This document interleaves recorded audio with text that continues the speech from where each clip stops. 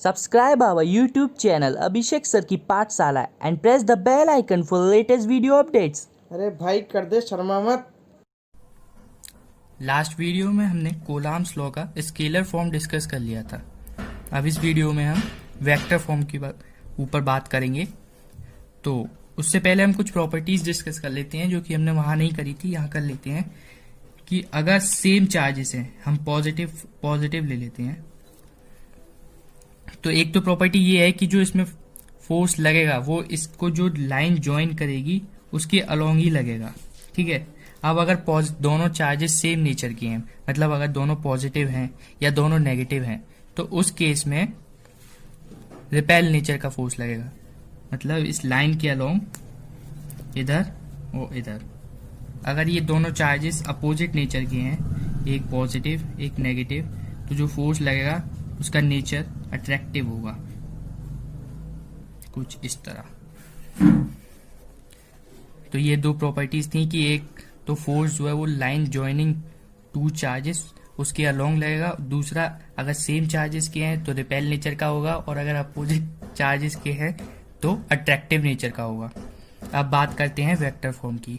तो last video में हमने ये फॉर्मूला ड्राइव कर लिया था, F इज इक्वल टू के Q1 Q2 upon are square, जिसमें सिर्फ मैग्नीट्यूड की बात हुई थी, और ये वेक्टर की बात कर रहे हैं तो इसमें डायरेक्शन भी होती है। तो चलो इसको स्टार्ट करते हैं।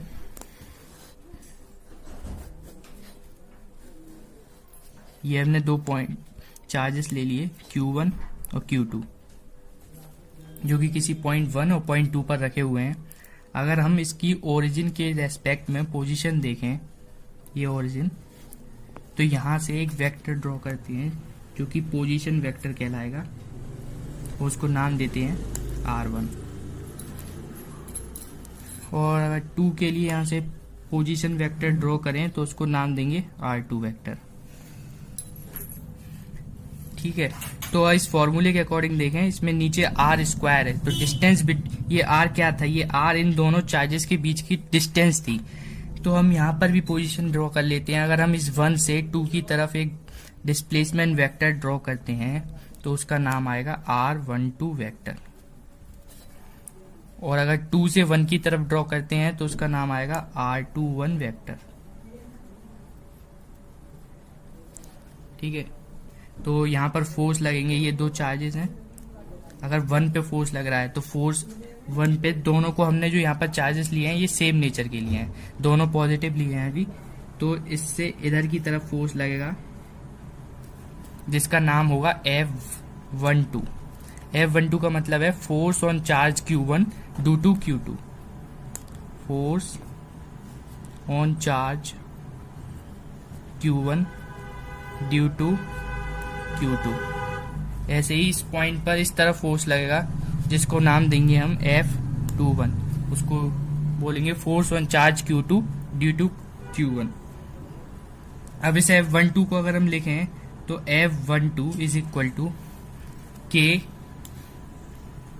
Q1 Q2 अपॉन, अब इसमें हम कौन सा डिस्प्लेसमेंट वेक्टर लें, R12 लें या R21 लें, तो हम वो वाला वेक्टर लेंगे, इसमें वो वाला डिस्प्लेसमेंट वेक्टर लेंगे जिसकी डायरेक्शन इस फोर्स के अलोंग होगी, मतलब सेम डायरेक्शन में। तो यहाँ पे सेम डायरेक्शन में कौन सा वेक्टर है, R21। तो यहाँ पे R21 वेक्टर के मैग्नीट्यूड का स्क्वायर, ये तो हो गया मैग्नीट्यूड। अब इसकी डायरेक्शन, तो डायरेक्शन के लिए है हम R21 कैप, और दूसरा फोर्स लग रहा है इधर F21। F21 के लिए K Q1 Q2 upon R। तो इसमें जो इस फोर्स के अलोंग जो डिस्प्लेसमेंट वेक्टर आ रहा है वो आ रहा है R12 वेक्टर, तो R12 वेक्टर के मैग्नीट्यूड का स्क्वायर और R21 कैप, बीच में डायरेक्शन भी होगी, वेक्टर क्वांटिटी है। अब अगर इन R12 और R21 को हम R1 वेक्टर और R2 वेक्टर के रेस्पेक्ट में लिखें तो वो कैसे लिखेंगे, तो उसके लिए हमें वेक्टर लॉ ऑफ ट्रायंगल लगाना पड़ेगा, जो कि क्या कहता है कि अगर हम किसी भी दो कंटिन्यूअस वेक्टर के सम कर दें तो वो तीसरा वेक्टर जो कि उस ट्रायंगल को कंप्लीट कर रहा है उसके बराबर होगा। इस ट्रायंगल को यहाँ पे ले लेते हैं, ये ओरिजिन, यहाँ से ये कोई Q1 पॉइंट तक ये R1 वेक्टर जा रहा है, ठीक है। अब यहाँ से दो वेक्टर जा रहे हैं, एक तो जा रहा है ये R12 और इसको कंप्लीट कर रहा है यहाँ पे R2 वेक्टर।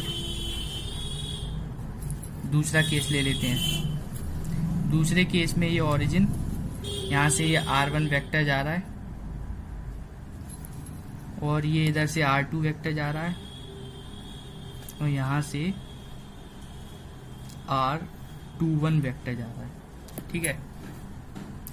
तो वेक्टर लॉ क्या कहता है कि अगर दो कंटिन्यूअस वेक्टर का सम करें तो वो तीसरे के बराबर होता है जो कि उस ट्रायंगल को कंप्लीट कर रहा होता है।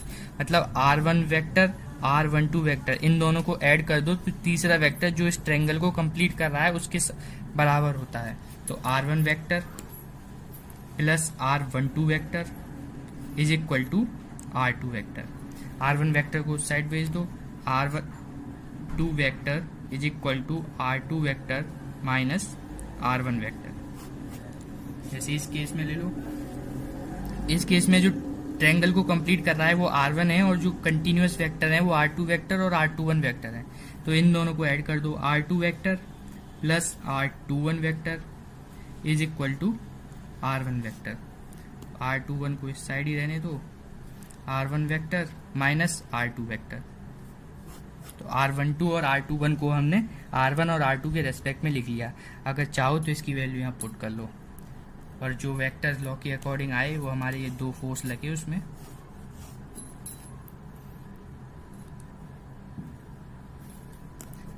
Thank you.